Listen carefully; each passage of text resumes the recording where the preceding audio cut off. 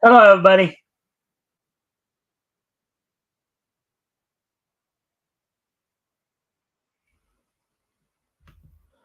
All right, so welcome to the Mikestand. Today is Tuesday, September 17th, 2024. Um, we're gonna give people a chance to come in here. It's gonna be a few minutes. Hopefully, I hope everybody's having a good week thus far. I know in the real world, a lot of stuff going on. Of course, we don't necessarily talk as much about mainstream stuff here because we want people to actually have a little bit break from that. You know, um, if you have, of course, if you haven't already, if you guys can help out by liking and sharing the stream, see if we can get some more friendly people in here to engage. That'd be appreciated. Also, if anything here grabs your attention, feel free to comment and or ask questions. I'll try to answer the question to the best of my ability. With all that being said, um, as I said, we're going to give it a few minutes we're going to give it a couple minutes before I talk about what's on tap for tonight. You know, so yeah. Gummy bears bouncing here and there and everywhere. Find adventure that's beyond compare. They are the gummy bears. They are the gummy bears. Da da da da da da da da da da da da. Da da da da da da da da da da da.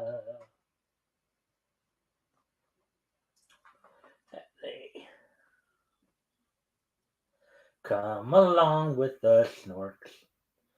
Swim along with the snorks. So much to see waiting for you and me. Have some fun with the snorks. If you could breathe underwater, where would you go? If you had friends underwater, who would you know?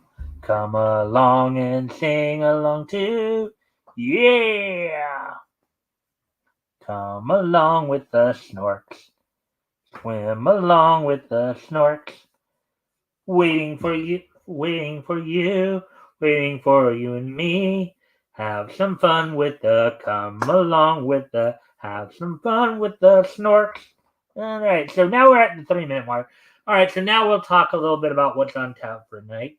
Of course, we're gonna go over a couple articles. One from Bleeding Full, one from That Park Place. Both more or less comics related.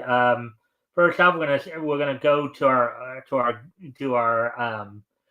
favorite columnist, Avi Green, as he talks about the comic industry, and kind of you know the debate of whether right now is the comic industry struggling because of high prices or because of poor content. We'll see what he has to say on that. And then the other article we're going to look at from That Park Place will be following around. So with the new, of course, Fantastic Four, I guess TV show coming out.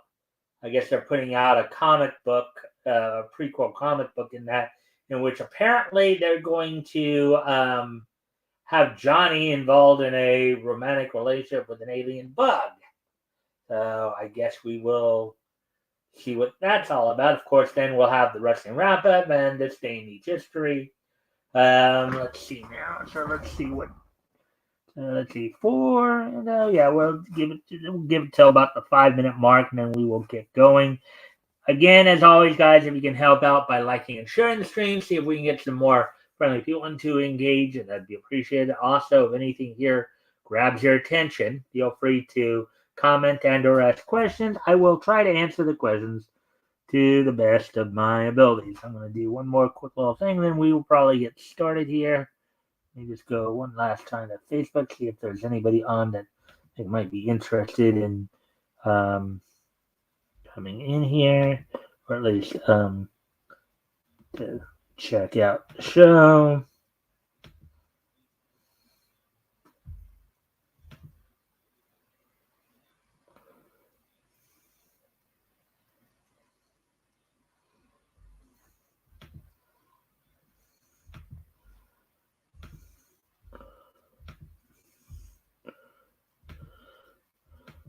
I gotta throw him a bone.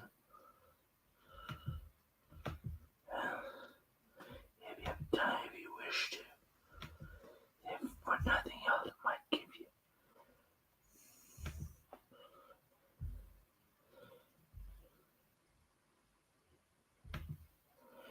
All right, so now we are past. In fact, we're coming up on 6 minutes now. So I guess I'm going to go ahead and get started here. So we're going to go over to Bleeding Fool. Go to grab the first article. We're going to go over tonight here. As soon as I grab that, there we go with that. So, as I said, if you guys haven't already, you guys can like and share the stream. See if we can get some more friendly people in here to engage. That'd be appreciated. Also, if anything here grabs your attention, feel free to comment and or ask questions. We'll try to answer the question, and I'll try to answer the question the best of my ability. So, with that being said, let's go ahead and get going with this. All right. So, high prices or poor content? Which hurts the comic industry more? Article by Avi Green, published today. So let's see what he has to say on this.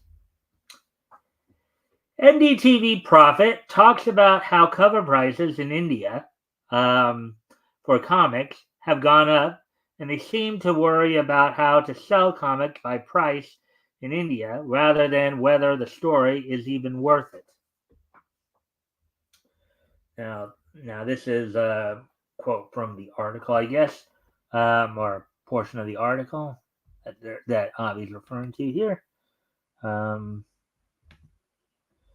When Marvel surprised the world by announcing Robert Downey Jr., loved by all as Iron Man, as supervillain Doctor Doom for the next Avengers movie, director Joe Russo justified it as proof of the unimaginable possibilities of the multiverse.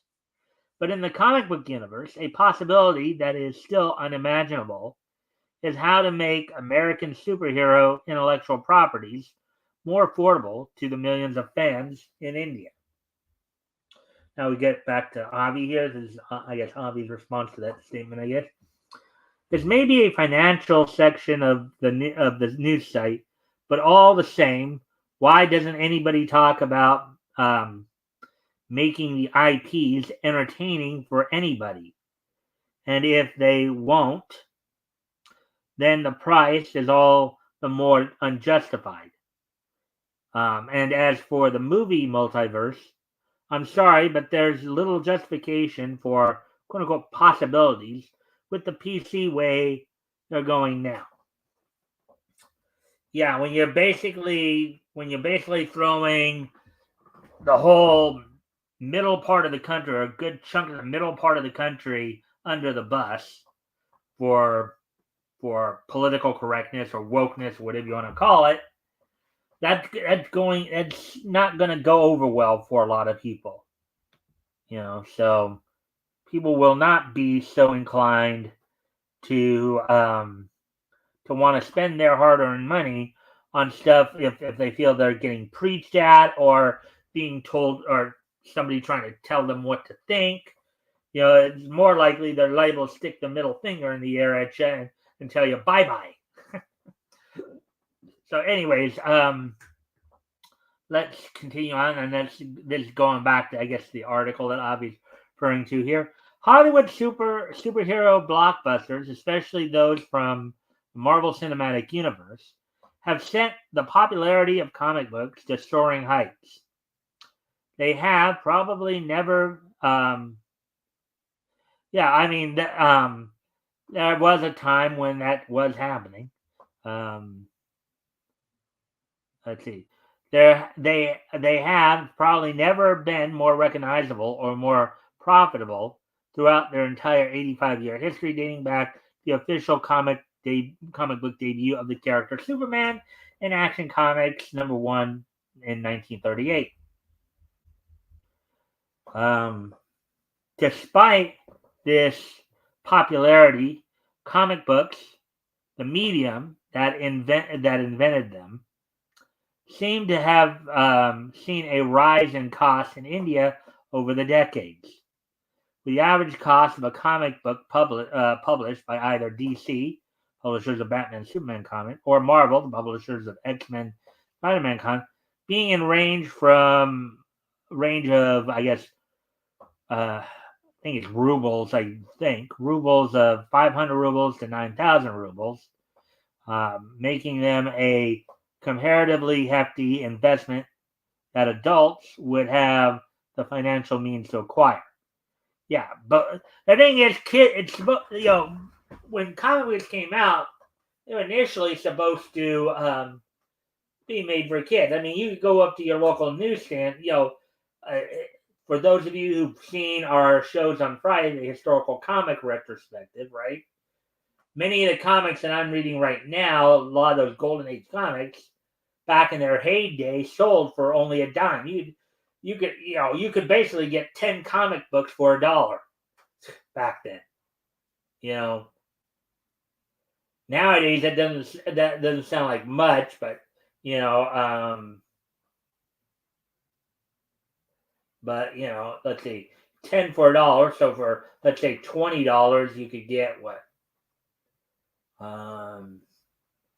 10 times 20, 200 comics for $20, I believe. So, it's like, now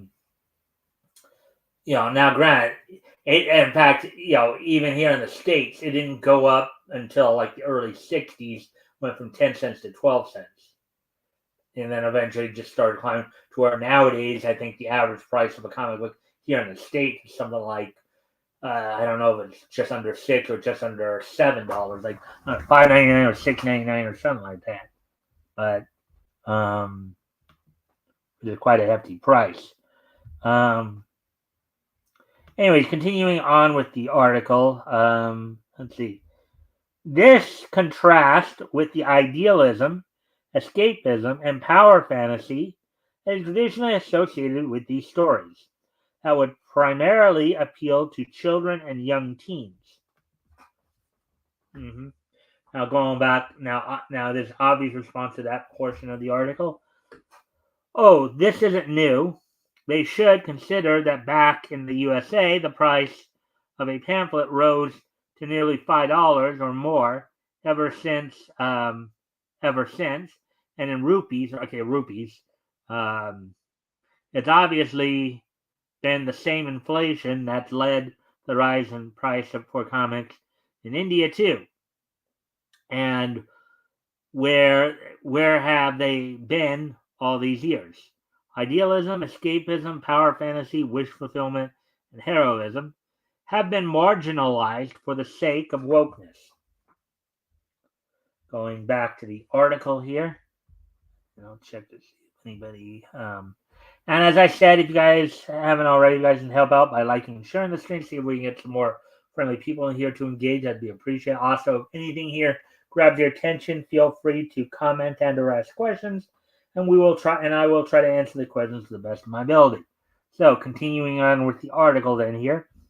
So, between 1998 and 2008, superhero comic books sold at a much more affordable rate of 10 rupees or 20 rupees for a single issue to 100 rupees for a thicker collected edition that collected the single issues into one volume. In comparison to the current situation, they were sold in bookstores, stationery shops, and newsstands alike. In fact, as I talked about earlier, back in the Golden Age, that's where you would go get, we talked about how that, back in the Golden Age, back in the 30s and 40s, you'd go to your local newsstands. As even Apex mentioned on the most recent historical comics retrospect, there are those of us in our generation who grew up going to the local grocery store and getting them off the spinner racks, right? So this was made possible by Gotham Entertainment, a company started by entrepreneurs Sharad Devarajan and Gotham Chopra. Okay. Um, they struck a distribution deal with American publishers like DC, Marvel, and Dark Horse and Mad Magazine to reprint their comics in India. They would come in smaller sizes and on cheaper paper and sold a low cover price, so they were accessible to many in India.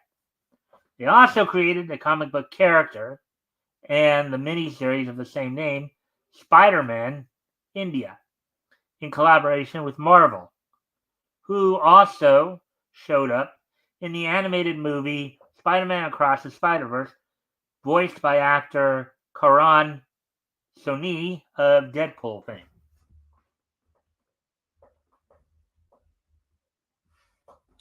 And this is Avi speaking again. We're about to go back to Avi's interjection here. A movie that unfortunately was a product of the wokeness ideology that's become a sad staple of many entertainment products in the past decade or so, and raises questions as to whether the original comics matter anymore to the movie makers or anybody else. Whatever the quality of the Indian Spidey, it unfortunately doesn't redeem the shambles the USA Spidey was reduced to under Joe Quesada and Bill Jemas. Now going back to the NDTV article here, see what more they have to say about it. Of course, as soon as I check and see if anybody's.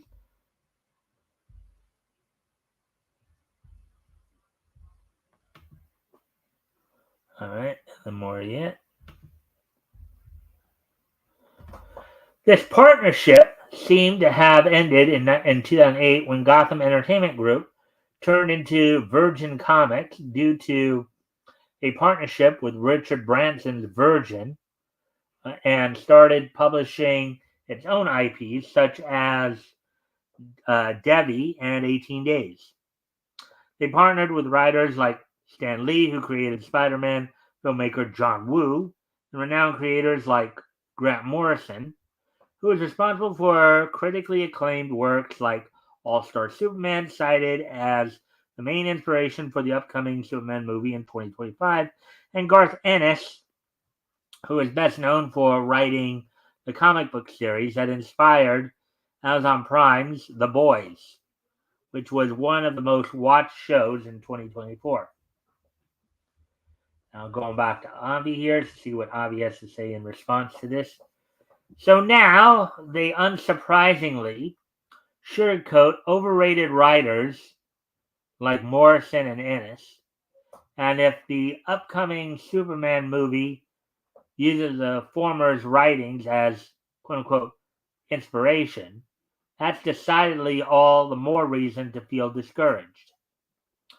What's so special about Morrison's story that isn't so special about what was produced in the 1960s and 70s? I seem to recall Woo's films are pretty violent to boot, and it's ludicrous to take his resume as inspiration too. Now, granted, we know that Avi is not is not really we've talked about this before. Avi apparently is not a fan of entertainment that focuses on the darker aspects of the human condition. That's been something that's been that we've looked at in the past as well. So if you're for the first time hearing about all this, there you go. Why don't they ever seem to form partnerships with veterans like Chuck Dixon if they have to choose somebody whose resume includes violent stories?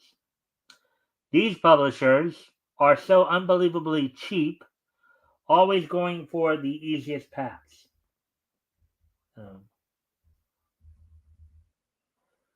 There's a little bit of a ship right there on that left side there. That's a ship that's gone on for years. The idea of Superman and Wonder Woman theoretically being romantically involved. And again, where's all the discussion of story merit? Or even whether creator owned comics are proving better fare these days. As usual, it's thoroughly obscured for the sake of all this overblown mainstream fare that's not worth paying a cent for. Again, this article, unfortunately, like a lot of Avi's articles, does seem to lack that. He focused a lot on the pricing. Doesn't seem like he really, not like he was necessarily making an argument one or the other. He was, if anything, he was almost, he was almost like just lambasting the creative side of it, but wasn't really giving both sides of that argument. That's disappointing, But again, that's obvious. I guess he still hasn't figured that out yet of how to balance his writing out. But we talked here, ad nauseum about that aspect. So anyways, we will move on to, of course, the next article here. We'll go over to. We will, of course, go over to that Park Place to start on the next article, which is the one I was mentioning about. Johnny Storm and the upcoming. See this article right here. Of course, that Park Place is the site that was started up by John Trent after he sold off Bounty of the Comics. We've done some of his articles before, but this is the first one we've done in a few months here. So let's go ahead and take a look at this. Ahead of Marvel's live-action Fantastic Four film, Marvel Comics depicts Johnny Storm in sexual relationship with demonic-looking alien bug. Okay. Article actually published September 12th, 2024. So that's more like almost a week ago, like last Thursday. Article by John F. Trent. So let's take a look at this then. As Marvel Studios films their upcoming live-action Fantastic Four film, Marvel Comics is busy destroying the company's brand by depicting Johnny Storm, aka the Human Torch, in a sexual relationship with a demonic-looking alien bug creature. All right, is John maybe going for the idea of depicting Johnny in a bestiality relationship, maybe? All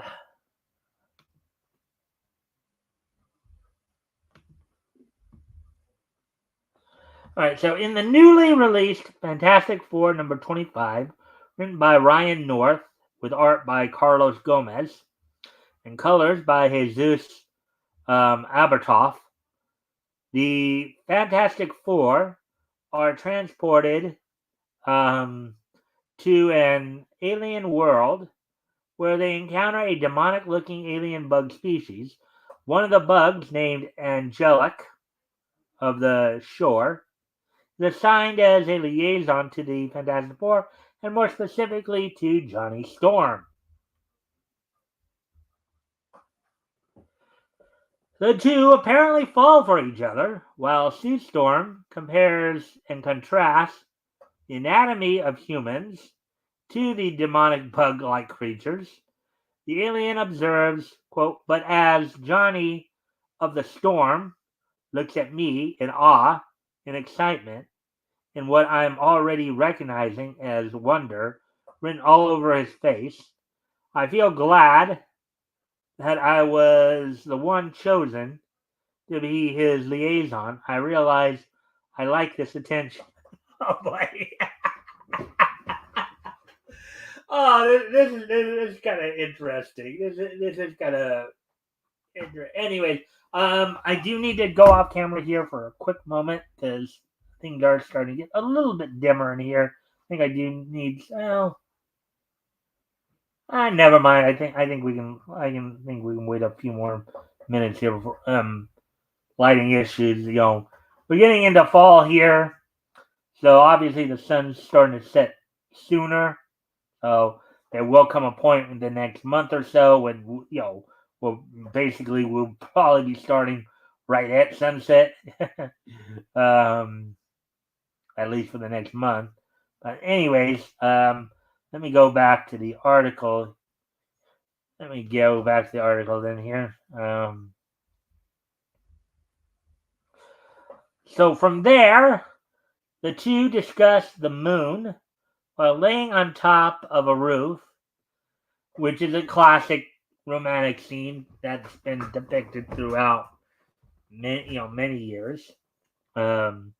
Eventually, Angelica of the shore asks Storm if she can kiss him. That'd be kind of an interesting thing. A humanoid bug trying to kiss a human. That'd be quite an interesting picture to be had. Johnny responds, quote, I mean, I'd be lying if I said I wasn't thinking of asking you the same thing, but how do we oh boy. Yeah, you get into this conversation here. It does kind of remind me of, I think it was like one of the first episodes of Star Trek Enterprise a few years ago, when of course Connor Trinneer's character, Commander Trip Tucker, got involved with that alien, and kind of got chastised by T'Pol for it, and he actually ended up pregnant when even the alien didn't even think that could happen with the human. So, let's see. The comic depicts Storm over top of the alien. In the next panel, the camera is just looking at a ball of light that Storm created, hovering over top of them, with the alien exclaiming, quote, "Oh, Johnny!" Oh, boy.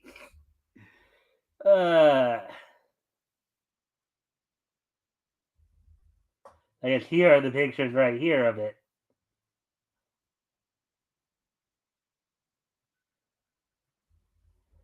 Yeah, kind of an interesting pictorial there, huh? Again, if anything here grabs your attention, feel free to comment and or ask questions. I'll try to answer the questions to the best of my ability. If you haven't already, you guys can like and share the screen, see if we can get some more friendly people in here to engage. That'd be appreciated as well. So, anyways, let's continue on with the article here. Let's see.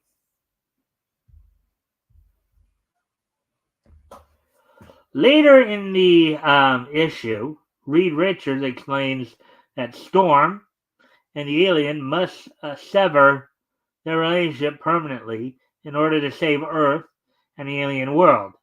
Upon hearing this, the alien informs Storm, quote, "For weeks, for months, we got our happily ever after. We got to live it, Johnny, our impossible love. Don't you see? We did it. We get to remember for the rest of our lives. Most people's lives, most people's relationships, they can only save them." Unquote.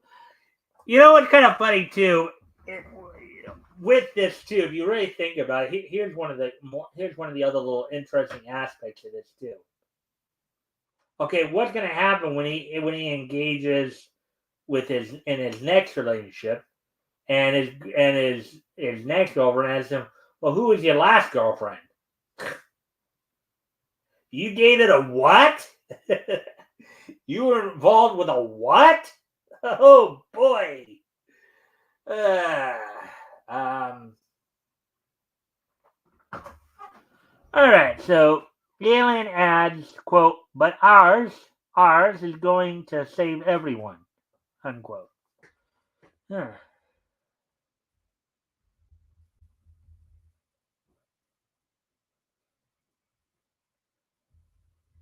And there you got it right there.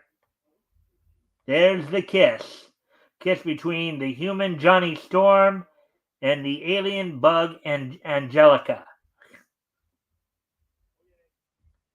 There it is right there, everybody. Let's see.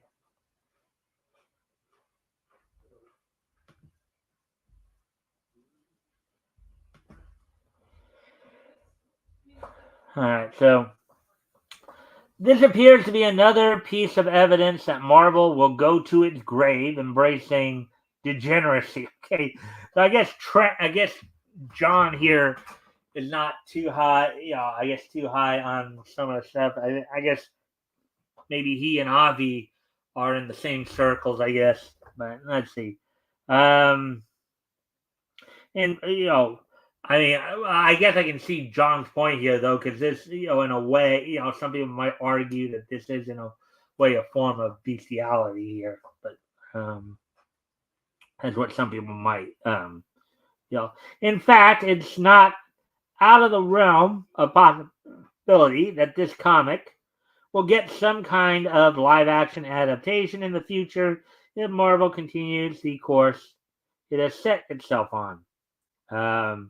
Marvel Studios boss Kevin Feige made it clear while promoting Eternals that that film, I think that should be the film, was pushed to the top of the company's production schedule because it pushed woke ideology. Variety's Kate Author asked Feige, quote, Eternals expands the MCU in terms of representation with its large international cast, its first LGBTQ superhero. I know some of those things are baked into the Eternals, but how many of those expansive ideas came from Chloe? Unquote. Feige responded, quote, well, the notion of switching up the gender, sexualities, and ethnicities of the characters in the comics was baked in initially. That was part of what Nate Moore was really advocating for in moving quote unquote Eternals to the top of the list for us to start working on. What exactly the makeup was between when Nate put together his internal discussion document, which is how we always start on all of our projects, and what she came in and did. I don't recall exactly. And there we get more Johnny Angelica human bug love.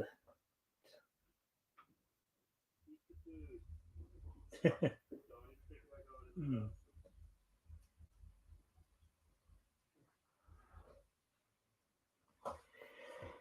Let's see. Let's see. Um,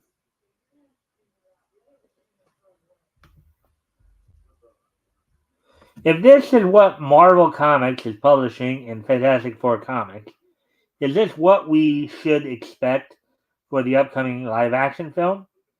What do you make of Marvel Comics depicting Johnny Storm in a sexual relationship with a demonic looking alien bug? Hmm.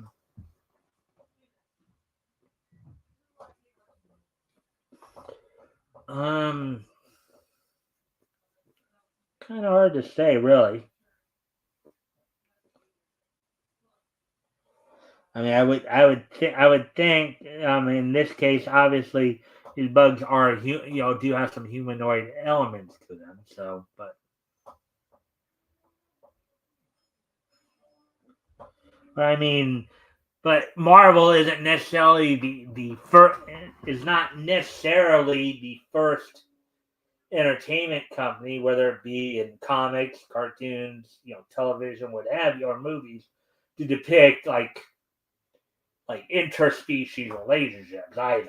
You know, now granted, when you go to like Star Wars and Star Trek and all that, usually the when they do depict these interspecies aliens, the usually they're depicted between what we would call humanoid type, beings. It's beings that basically have many of the same physical features that humans or Earthlings or Terrans or whatever, whichever term you want to call for it, have. But when you have, but how would you? And again, you also, obviously, I remember there was a X-Men episode back in the, from the '90s, the one that recently got redone, X-Men '97, right? Where you had humanoid bugs involved as well, you know. So,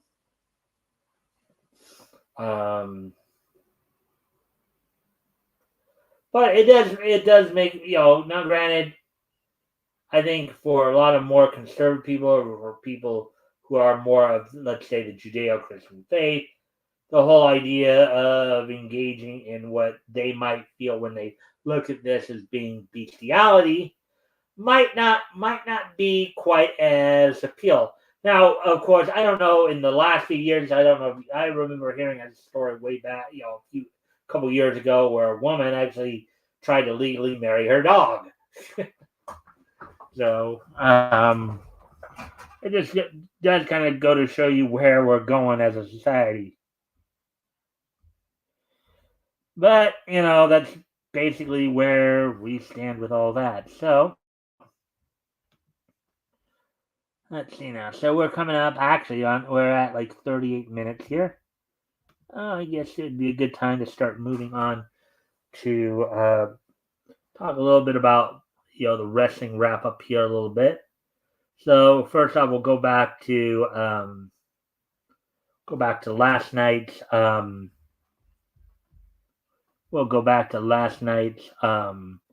Monday Night Raw and talk about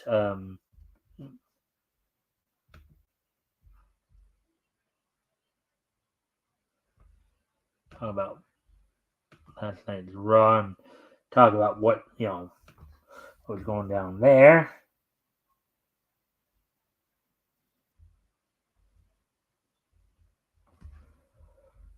And there were some things, as of course, as I've been talking about, WWE is preparing for its Bad Blood pay-per-view. So let's talk a little bit about that. So last night's show, which was from the Moda Center in Portland, Oregon, the night started off with Pete Dunne defeating Sheamus in a singles match. I think, as I recall from when I saw the video earlier, getting the win after hitting Sheamus with a cricket bat, and it was also announced. It was just announced just before my show. Now I saw, I guess, an article or headline that apparently Sheamus has now signed an extension to his WWE contract and will be with WWE for some time longer. So the second match on the show was a women's match in which Natalya is accompanied to the ring by Lyra Valkyrie and Zelina Vega. Defeated Zoe Stark of the Pure Fusion Collective with Shayna Baszler and Sonya Deville in her corner. This looks like a potential rivalry to be watching. In a match for the WWE World Tag Team titles. The Finn Balor and J.D. McDonough retained over the New Day, Kofi Kingston and Xavier Woods, as the New Day continues to kind of be disintegrating, as there's some friction. There's been some friction developing between the two team members since Big E's departure. Looks like the WWE may be looking to possibly break up the team after having been together for the last few years, and having the case where there was some talk of, maybe Xavier didn't want anybody's help, but yet Kofi Kingston apparently did ask for some help. That help ended up backfiring, and just the storyline is continuing to go on. Former women's champ Io Sky, with Kairi Sane in her corner, defeated Bianca Belair, who had Jade Cargill in her story in a women's singles match in just under 12 minutes, for giving the women some time in the ring.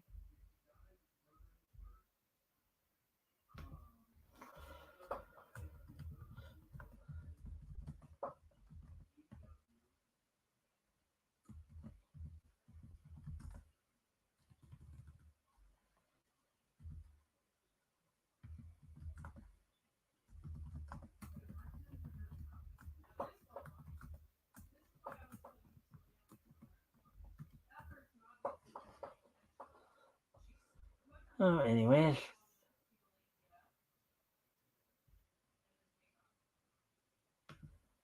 We continue to move on.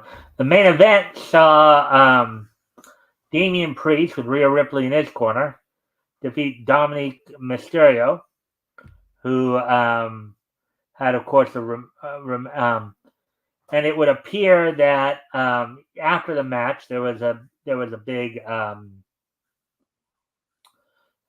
hoop to do between the twin terrors of Priest and Ripley in the Judgment Day, in which the Judgment Day got the better of the team.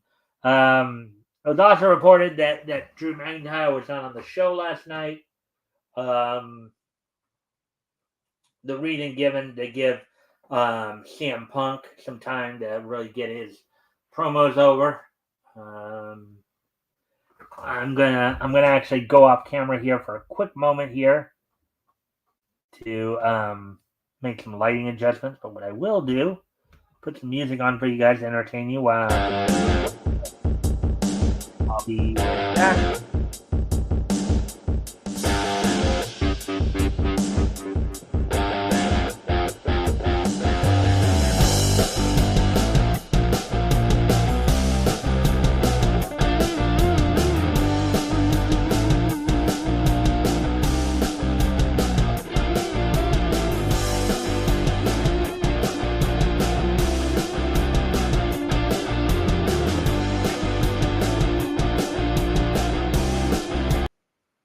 All right, so now I'm back. Let's see now. So that's as much as we have for the WE. Let me also talk a little bit about, because I think NWA did have its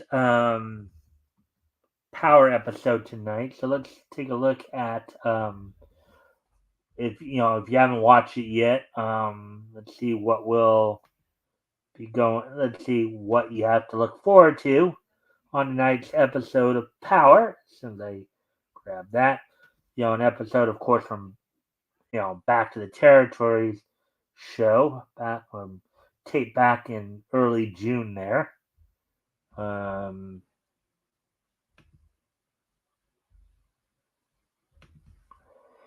As on tonight's episode of Power, episode number 174, part 3 of the Back to the Territories, you'll have Juventud Guerrera defending the NWA Crossfire title against Zion. We'll have, of course, Austin Idol in his corner. the King Bees, who were still the NWA Women's World Tag Team Champions at the time. Of course, as we know now, they're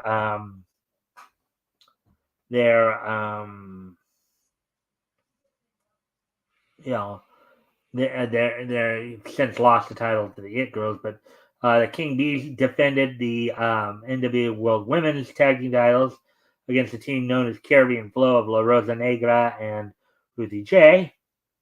The Stew Crew defended the JCP Southeastern Tag Team titles against the former United States champions, the Fixers, United States Tag Team Champions, and a no disqualification match for the Exodus Pro Heavyweight title. Pretty Boy Smooth defended against Mims. So that's what we got for you coming on tonight. Now, heading into tomorrow night on AEW, and set for tomorrow night's AEW show.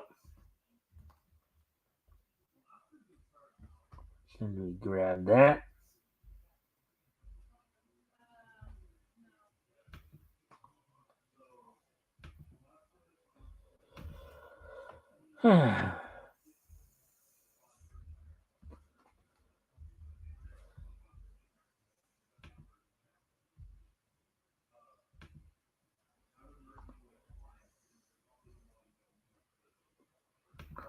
Just do something here real quick.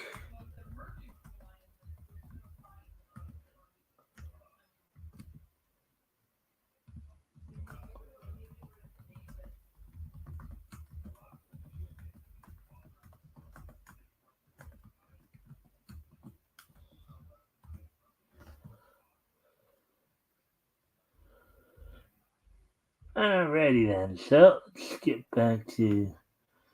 Alright, so on tomorrow night's Dynamite, episode 259, which will be held at the Mohegan Sun Arena in Wilkes-Barre, Pennsylvania, already signed for the evening. Queen Aminata and Yuka Sakazaki will be teaming up to take on AEW Women's World Champion Mariah May and Serena Deeb. Chris Jericho will be taking on Orange Cassidy in a match in which Jericho has been taking some of Cassidy's things for basically ruining his jacket a couple years ago. And in a six-man tag team match, the elite members of Continental Champion Kazuchika Okada and the AEW World Tag Team Champions, the Young Bucks of Matthew and Nicholas Jackson, the EVPs, we're taking on the Don Callis family members of Konosuke Takeshita and Kyle Fletcher, as well as Will Ospreay, the AEW International Champion. As of course, as of this moment, Kyle Fletcher and Will Ospreay are currently also the number one tag team, or number one ranked tag team. They have the next shot at the Young Bucks for the title, and Konosuke Takeshita has been has stepped up to start trying to challenge Okada for the Continental title. So, all right. So with that, with all that being said, of course, we're done with the wrestling wrap up. Now, with today being Tuesday, September 17th, 2024, let's take a look back at this day in Nietzsche history. So, first off, on this day in Nietzsche history, we're heading back 70 years ago, as on this date 70 years ago today, the 30th issue of Big Town DC Comics went on sale on newsstands on this date back in 1954, sold for 10 cents, and it was 32 pages. Big Town, as I understand it, was kind of a legal anthology type book. In other words, the stories featured in it revolved around like crime drama type stories. Stuff like you'd see like on Perry Mason or Matlock or something like that. That was kind of, and it lasted for about 50 issues, so there was some interest in it at the time, obviously. And it might not get looked at as much now. Now, of course, these are still in the early stages of TV. You probably didn't see as many shows on it as much as you would today, but so on this date, 70 years ago today, the 30th issue of Big Town went on sale on newsstands. So, moving on to the next piece of niche history. As I figure out which is which here. Okay. Heading back 15 years ago to 2009. Moving ahead to 2009 from 1954, as it were. On this date in 2009, 15 years ago today, let's see, Zek's Uma Monogatari, with Anata ga ite kareta koto, translated as "Sea Story that you were there for me," completed its run on Japanese television on this date back in 2009. So on this date in 2009, Zex produced anime Uma Monogatari, completed its run on Japanese television on this date back in 2009. Let's see if I can take a quick peek at the. See, they have the story centers on Marin and Irin, two pure mermaid sisters who live alongside the fish in the sea, but yearn to be in the world beyond the water and above ground. So some elements, of course, of the Little Mermaid. Obviously, one day a beautiful rain falls in the middle of the sea, and Marin and Irin retrieve it. The two decide to leave their waterbound world for the first time to deliver the ring. After an arduous journey, they come across an isolated island where a high school girl named Cannon lives.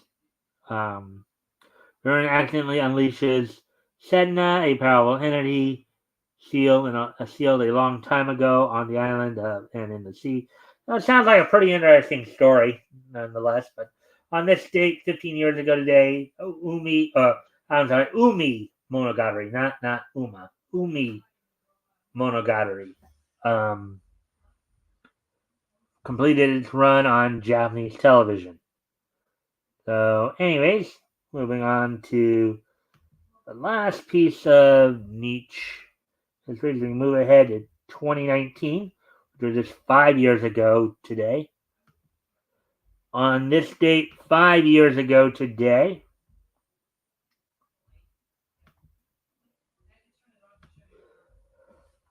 Atomic Cartoons, The Last Kids on Earth TV series, premiered on Netflix on this date 5 years ago today. This date 5 years ago today, Atomic Cartoons, The Last Kids on Earth, premiered on Netflix on this date 5 years ago today. The Last Kids on Earth is a children's animated television series based on the book series of the same name by Max Brallier that premiered on Book One Netflix on September 17th, 2019, with a 1 hour first season. A 10-episode second season, or Book 2, official TV episodes on 2019 titled Last Kids on Earth and The Zombie Parade, premiered on April 17th. So, on this date, 5 years ago today, Atomic Cartoons, The Last Kids on Earth, premiered on this date back in 2019. And like a lot of stories, it sounds a little bit like a post-apocalyptic story, that these stories that have been becoming popular in recent years. We talked about, of course, a few of them, like Bucket List of the Dead being one that we were talking a lot about recently because it was on on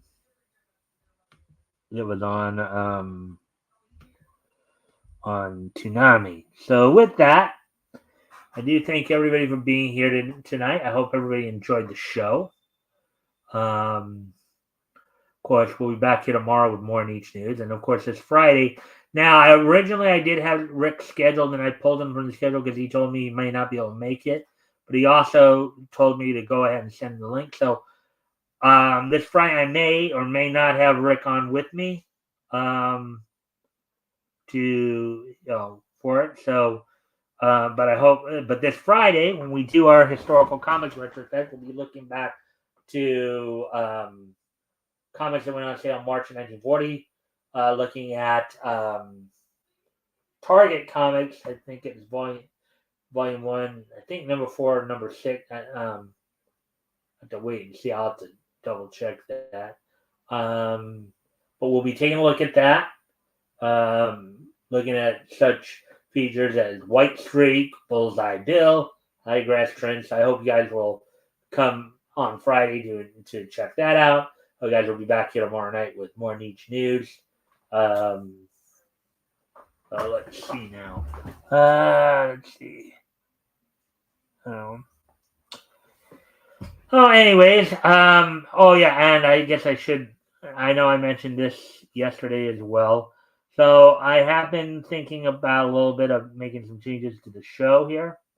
I'm probably leaning towards making those changes. If I do end up doing that, the changes will be probably implemented in November. So stay tuned for that. Stay tuned for more information on that. And with that, I do thank everybody for being here. I hope everybody enjoyed the show. And I will see you all tomorrow. Bye.